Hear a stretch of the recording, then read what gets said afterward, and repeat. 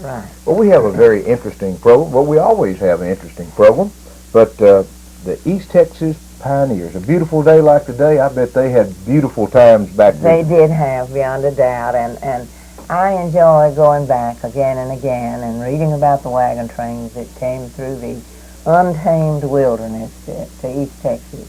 And they found here, according to all accounts, a real paradise, almost the Garden of Eden.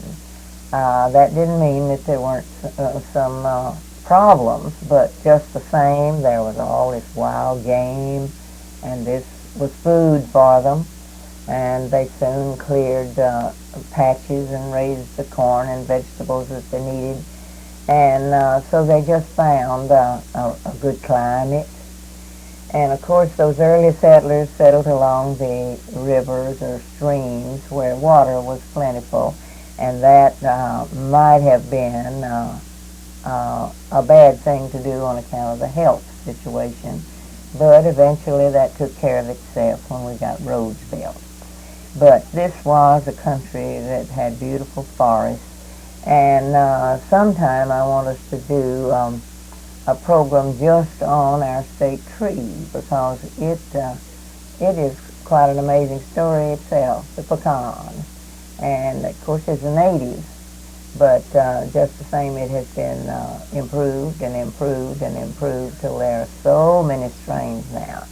And pecans are everywhere in Texas. The forests were here when the pioneers came. And throughout Panola County area, there were virgin trees that left the ground area, except right along the streams where it was thick brush. Most of it you could see through the forest. And they'd wind, the trees shaded it until not all that much grew down below. And these virgin, I used to hear old timers talk about the virgin pines. Mm-hmm. And of course they're all gone now. I don't know whether there's a one in Panola County or not. But in my childhood there were still patches of the original pines not cut. But the sawmill business took care of that. But they'd come through and just wind through at first. And then when they started cutting roads, they just cut just wide enough to get the wagons through. And still, it was a pretty dense forest, and yet open enough to see a ways under the trees. So this was shady and nice places to stop and camp, and they came with large families and made their own way as they went along. Camped along the trail and did their own whatever cooking, wild game or whatever, and carried just the bare necessities with them enough to get along, and then brought with them everything they were going to use when they got here, because they couldn't get it when they got here. But they did find a country to their liking, and so though not always did they mean to stop here, this was really forbidden territory right at first. Mexico limited settlement, and I think it was about 50 miles or 53 miles actually over the border that they didn't want Americans to settle, because they didn't trust the United States, and they, were afraid of the trouble that would come, which did, of course, when we finally got it settled. And so they reserved this strip of area next to Louisiana. Louisiana was already part of the United States. But this was desirable area, and some of them just stopped anyway, even before we got our independence. We had early settlers. Of course, we had some early settlements in this county before Texas won her independence. So the first land grants were Mexican land grants, and many of them had to be then re-granted when we got an independent nation, because they Well, there was confusion on land, a whole lot of confusion on land. Texas had lots of land, and there were land grabbers, of course, and frauds of all kinds, and that caused us much of our trouble. But all of this colorful country, fairly no precipices to worry about. It was fairly level land and not great hills, but scenic. Mm-hmm. And you can go anywhere yet and come back to East Texas and say, this is as pretty as I've seen anywhere. God's country, right? Yes, it is. It sure is. It always looks good. I love the high mountains in the west, but when I come back to East Texas, I say, this is prettier than any mountain. I remember once I was doing a painting class in western Colorado, and it had people in it. It was a summer class, and we were sitting out on the side of the mountain, and there were 55 people in the class from all over the nation, because this was a garden spot for summer painters. And we were all painting the same mountainside, but no two pictures looked alike. Everybody was interpreting it his own way. And a man from Oklahoma was there with his wife, and he's just looking over all of it. And he came to mine and said, well, I know you're from Texas, because here you are in Colorado painting a Texas tree. Oh, my goodness. And I said, well, now, listen here. Colorado has its beautiful mountains, but Texas has its beautiful trees, too. And if I want to put a Texas tree in Colorado, let me do it, because that's an artist's privilege, you know, to put a tree where you want to. Right. But we do have beautiful trees. We do. And this attracted our ancestors. We still does us. Sure. With the landscape and the beauty, the wild animals had to be an asset, I would think, to the settlers. Indeed so. When they camped, they sent out their hunters, and that's the way they replenished their food supply. And I remember reading that Daniel Martin, when his delegation came, the man that caused Martin's Lake and Martin's Creek and all that to be named this, they came into Panola County on that side. And of course it wasn't Panola County then, because they came in I think 1833 or something like that, before we had our independence. But they found game just to be plentiful, and they didn't mean to live there. They just stopped to camp. But wild game was so plentiful, and they found a little forsaken shack, log shack, and they camped there, and the longer they stayed, the better they liked it. And he just made his land claim right there. And of course, his name has gone down. You see, he died before the land was really settled. The land claim was really settled, but they had lived there and made the claim. And of course, then we transferred into the Republic of Texas, and it had to be done again, as I mentioned before. But of course, he had this league in labor, which was the Mexican measure for land, and that's a pretty good chunk of land, 4,428 acres in a league, pretty good slice of land. And then the labor was supposed to be the league, the way the Mexicans measured it then. The league was the forested land, and the labor was 177 or 170 something acres that was supposed to be pasture land. So they got the league plus, I heard one speaker call it labor, but then we all call it labor here. And that's a pretty good chunk of land, but that's the way they granted it. You ask for a land grant, instead of getting 640 acres, if you got the grant, in Mexican grants, you got the big chunk.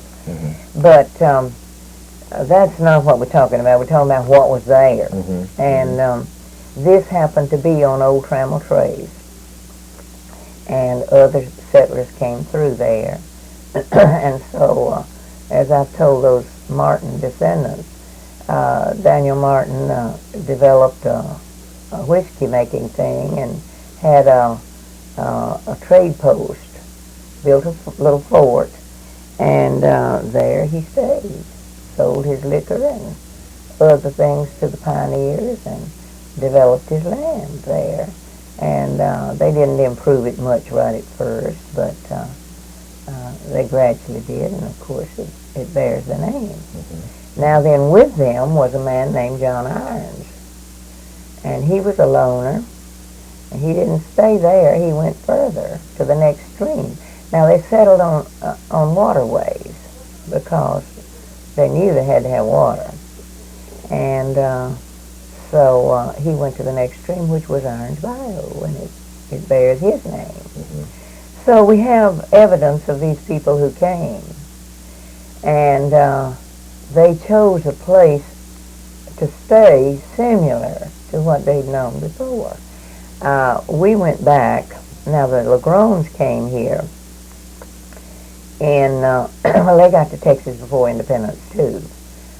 They came through Deadwood in 1835, and we were just getting into the revolution with Mexico, Mm-hmm. and they participated in that. And then after they circled around through Texas, they came back to Deadwood as the most beautiful place they'd found, most desirable place, and there they said had the whole country to choose from.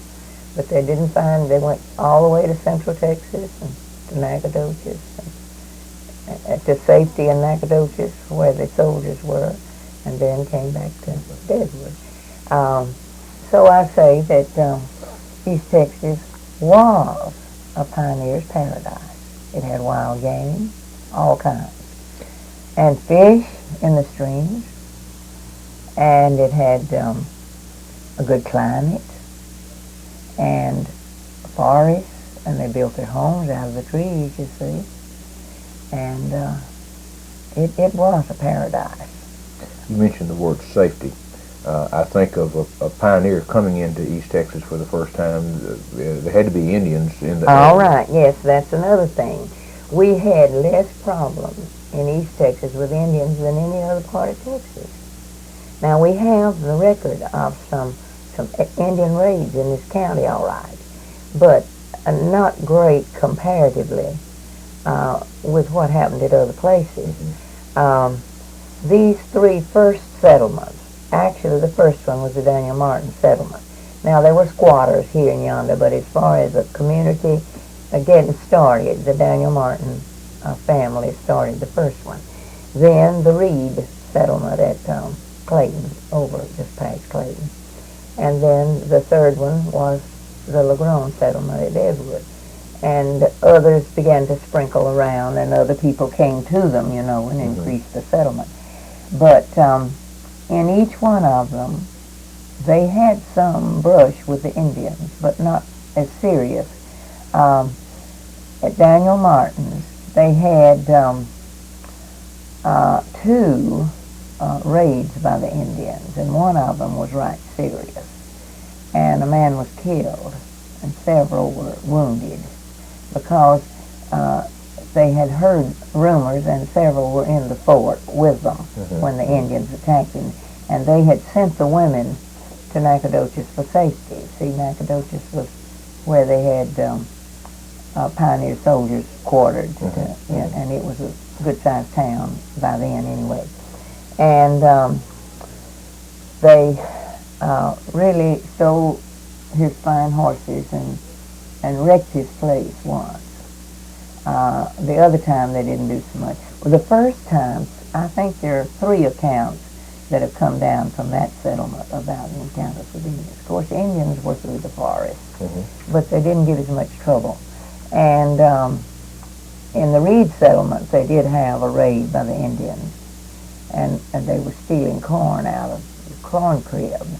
And when they investigated, they had a little battle, and Reverend Reed's son was killed, and an Indian was killed in that one. At Deadwood, the only story that's come down from Indians was an Indian was about to capture one of the men who was deer hunting, one of the Lagrone men, and he shot him. And he was slipping up on him, and he discovered him and shot him, and buried him under a clay root, so the story goes, right out in front of the old Deadwood store. There was a clay root. and they buried him there to keep the sign of a grave from showing, you know. And they didn't have any more trouble with the Indians so far as the legend goes. So we had less trouble. How we doing? We had less trouble here from the Indians. Central Texas and West Texas had all kinds of trouble with Indians. And so East Texas was the pioneer paradise. It really was. And of course the streams were navigable for the rivers were for the small boats. And they didn't have much roads until they built them, but they used the rivers, and that's one reason they settled along the rivers, because they could get cargo on the river. We've got about a minute to do a wrap-up. We just begun. Yes, we have. I haven't even turned a page here.